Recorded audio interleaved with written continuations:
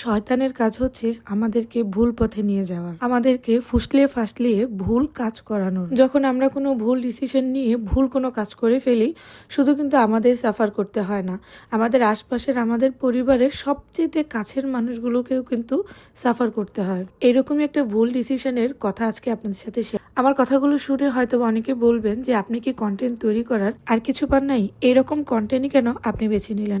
আসলে বিশ্বাস করুন, রাস্তার এই পাশে ছিল কন্টেন্টের মাধ্যমে অনেকে এই পাশে ছিল, একদম এরকম কাজ করবেন না।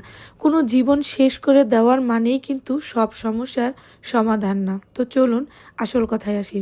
এই যে বিয়ের অনুষ্ঠানটা দেখছেন, এটা আমার বাড়ির খুব কাছেই একটা বিয়ের অনুষ্ঠান ছিল। স্বাভাবিক বিয়ে মানে সবাই অনেক আনন্দ উল্লাস করবে, এটাই কিন্তু স্বাভাবিক।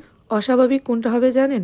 যখন একটা রাস্তার এই পাশে বিয়ের অনুষ্ঠান হবে, ঠিক অপোজিট পাশে যখন আরেকটা কবর, একটা মানুষের শেষ বিদায়ের আয়োজন হবে। ঠিক এইরকমই একটি দুর্ঘটনা কিন্তু আমার এলাকায় ঘটে গিয়েছে। এই যে ভিডিওতে এই বউ সেজে যে মেয়েটিকে দেখছেন, ওরা নাকি কাজিনদের মধ্যে বিয়ে হয়েছে।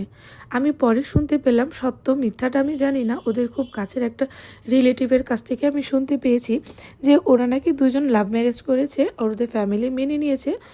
ওই ক্ষেত্রে ওদের একটা ঘটা করে বিয়ের আয়োজন করা হয়েছে।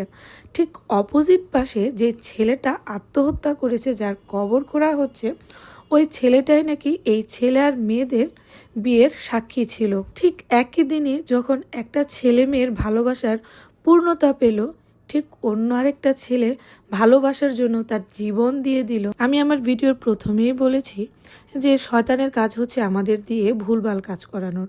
আমাদের সমাজে এখন আত্মহত্যাটা এত বেড়ে গিয়েছে, সেটা ফ্যামিলি ক্রাইসিস হোক, ফ্যামিলিতে কোনো প্রবলেম হোক, বা কোনো ছেলে মেয়ে সংক্রান্ত কোনো ব্যাপার হোক, ঠিক তখনই আমরা শয়তানের প্রলোচনায় পড়ে আত্মহত্যার পথ অনেকেই বেছে নিই।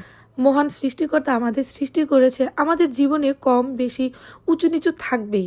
তার মানে কি আমাদের আত্মহত্যার পথ বেছে নিতে হবে? আত্মহত্যাই কি সব সমাধান? আমাদের এরকম কেন মনে হয় যে আত্মহত্যা করলে সব সমস্যার সমাধান একবারেই শেষ হয়ে যাবে? আমরা কি কখনো চিন্তা করি না যে আমাদের আত্মহত্যার পরে কিন্তু আমাদের জন্য কারো জীবন থেমে থাকবে না, আমাদের জন্য কেউ বসে থাকবে না। 2, 4, 5 দিন 10 দিন বাবা মার সময়ে সময়ে খারাপ লাগবে, বাবা মার ভেতরটা ফাঁকা হয়ে যাবে, কিন্তু আমরা যে দুনিয়াতে আসলাম সেই দুনিয়া ছেড়ে আমরা একেবারেই চলে যাচ্ছি। গাইস, আমার একদমই ইচ্ছে ছিল না এরকম কোনো একটা ভিডিও বানানোর। যখন আমি দাওয়াতে গেলাম, গিয়ে দেখি যে একটা রাস্তার বাম পাশে বিয়ের অনুষ্ঠান হচ্ছে, আর ঠিক ডান পাশে ওই ছেলেটার শেষ বিদায়ের আয়োজন হচ্ছে। ওরা নাকি দুজন ফ্রেন্ড ছিল, ওদের বিয়েতে নাকি যে ছেলেটা মারা গেছে তার অনেক বড় হাত ছিল। তাহলে ও কেন আজকে ওর ভালোবাসার কারণে এই দুনিয়া থেকে চলে গেল? শুনলাম যে ছেলেটা মারা গেছে সেটাও নাকি ভালোবাসায় সফল না হয়ে নাকি সে আত্মহত্যা করেছে। যখন আমি দেখলাম যে রাস্তার এই পাশে একটা পরিবেশ, ঠিক অপোজিট পাশে অন্য একটা পরিবেশ, তখন আমার ভেতরে এত পরিমাণ খারাপ লাগছিল ছেলেটার জন্য আর ছেলেটার ফ্যামিলির জন্য, যে ওরা কি নিয়ে বাঁচবে। ছেলেটা যখন আত্মহত্যার পথ বেছে নিল, তখন কি তার মধ্যে বিন্দু পরিমাণও তার বাবা মার প্রতি তার কোনো ভালোবাসা ছিল না?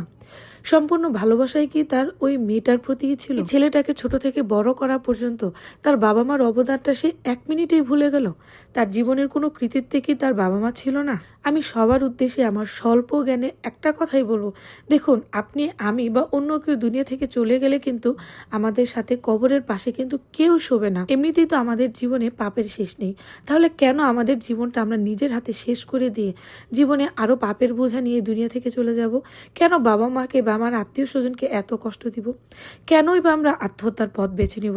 আপনারা যারা আমার ভিডিওটা দেখছেন সবার উদ্দেশ্যে বলছি, হাত জোর করে বলছি, আপনারা প্লিজ এরকম ডিসিশন নিবেন না। সৃষ্টিকর্তা আমাদের যতদিন দুনিয়াতে রাখবে ততদিন আমাদের কোনো না কোনোভাবে আমাদের সমস্যার সম্মুখীন হতেই হবে।